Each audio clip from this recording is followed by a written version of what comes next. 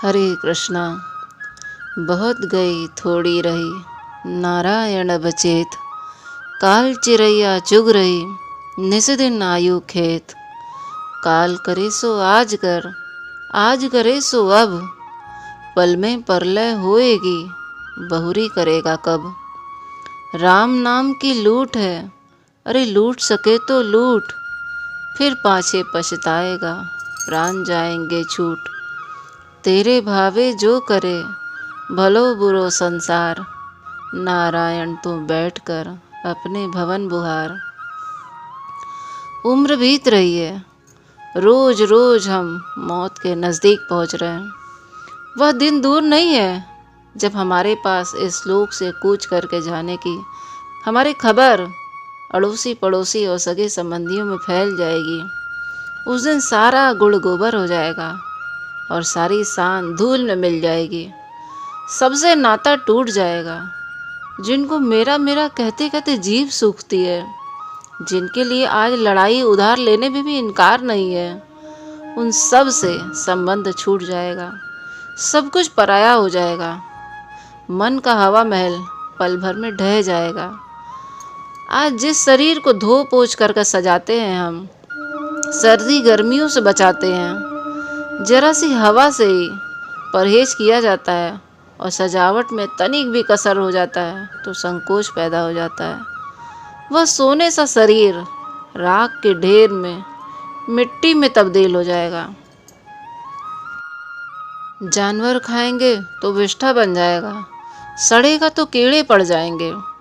यह सब बातें सत्य परम सत्य होने पर भी हम उस दीन की दयनीय दशा को भूल कर याद नहीं करते हैं। यही बड़ा अचरज है। इसलिए युधिष्ठिर महाराज कहते हैं, अन्यहनि भूतानि गच्छन्ति यमालयम शेषास्थावरमीक्षन्ति किमाश्चर्यमतः परम। प्रतिदिन जीव मृत्यु के मुख में जा रहा है, पर बचे हुए लोग अमर रहना चाहते हैं। इससे बढ़कर आश्चर्य क्या होगा। अतएव अरे भाई, बेखबर मत रहो। उस दिन को याद रखो, सारी सेखी चूर हो जाएगी। ये जो राजमहल, सिंहासन, ऊंची ऊंची इमारतें किसी काम में ना आवेगी। बड़े शौक से मकान बनाया था, सजावट में धन की नदी बहा दी थी। बड़े बड़े इंटीरियर से अपने घर को बनवाए थे, सजवाए थे, बाग बगीचा बनवाए। ये ऐसा फूल रहेगा, यहाँ पर ऐसे गमले रहेंगे, यहाँ पर ऐसी नक्काशी रहेगी।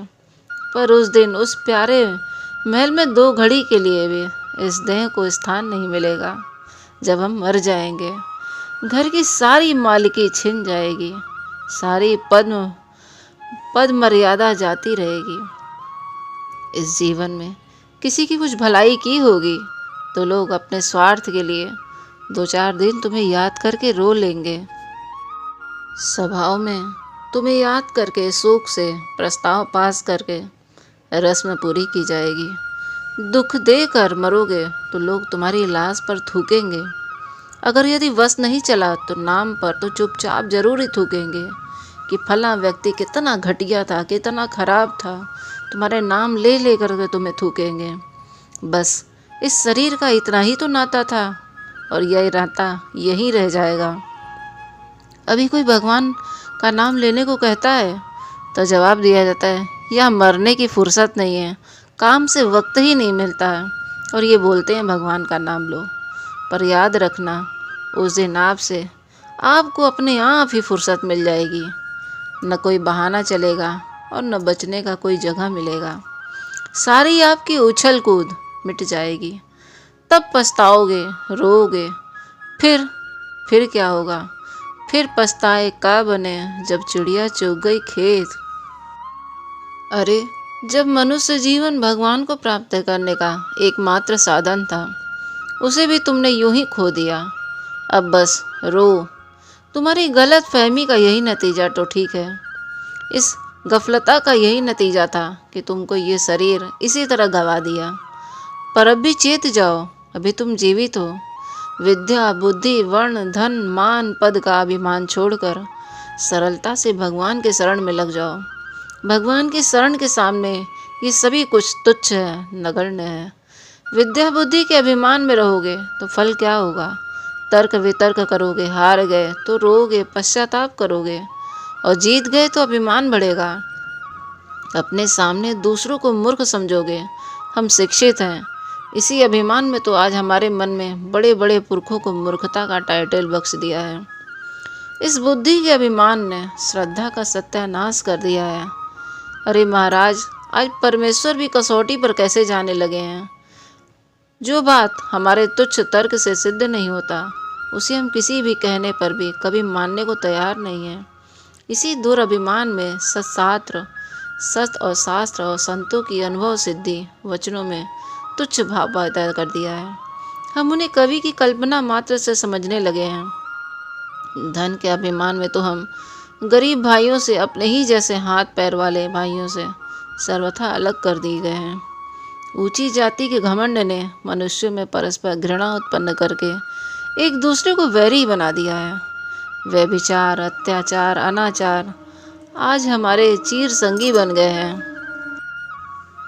बड़े बड़े पुरुष आज हमारी तुली मपी अकल के सामने परीक्षा में फेल हो गए हैं। पद मर्यादा की तो बात ही निराली है। जहाँ जिस कुर्सी पर बैठे हैं कि आंखें फिर गई, आसमान उल्टा दिखाई देने लगा। 2 दिन की परतंत्रता मूलक हुकूमत पर इतना घमंड, 4 दिन की चांदनी पर इतना ही तराना। अरे, जब रावण और हिरण्यकशिपु सरीखे, धरती तोलने वालों का पता ही नहीं लगा वो कहाँ चले गए, फिर हम और तुम किस बाग की मूली हैं। सावधान हो जाओ, छोड़ दो इस विद्या बुद्धि वर्ण धन परिवार के पद के झूठे मद को तोड़ दो। अपने आप बांधी हुई इन सारी फांसियों को फोड़ दो। भंडा जगत के माइक रूप को जोड़ दो। मन उस अनादिकाल से नित्य बजने वाला मोहन की महामायाविनी किंतु माया नाशनी मधुर मुरलीवर ध्वनि में और मोड़ दो अपने आप को। निश्चयात्मिकता की बुद्धि की गति को निज नित्य निकेतन नित्य सत्य अनादि के द्वार की ओर सबको सर्वंतर्यामी प्रतिमूर्ति समझकर सबसे अभिन्न प्रेम करो। और जानते हो इसका साधन क्या है? भक्ति ही वो साधन है। इस मनुष्य शरीर से, भक्ति से ही केवल भगवान को पाया जा सकता है। भगवान के धाम हम वापस लौट सकते हैं। अब भगवान की भक्ति करके हम इन सारे अवगुणों से दूर हो सकते हैं। इसलिए आज यह कल्पित कल्याण अपने कल्पित नूतन वर्ष की भेंट में यह भक्त और भक्ति के सुधान मन में सुहावने सुगंधे फूल खिले हुए हैं। रंग बिरंगे फूलों की टोकरी लेकर हम परम कल्याण के लिए पाठकों के दरवाजे पर, भक्तों के दरवाजे पर खड़े हैं। अच्छा लगे तो सुगंध लेकर स्वयं सुखी बनो और दूसरों को भी सुखी बनाओ। मतलब इन कथाओं से आपको थोड़ा भी श्रद्धा भक्ति है, थोड़ी भी आपको अच्छा लगता हो, थोड़ा भी आपके मानसिक पटल में कुछ आपको लगता हो कि परिवर्तन हो सकता है इसको सुनने मात्र से, तो आप दूसरों को भी इसे शेयर करके भक्तों के बीच में इसे दीजिए ताकि उन लोगों का भी कल्याण हो। और ये जो अभी का शरीर है वो क्षण क्षण जो मर रहा है, उससे हम लोग भगवान की भक्ति करके इसको कल्याण में लगा सकते हैं। हरे कृष्णा।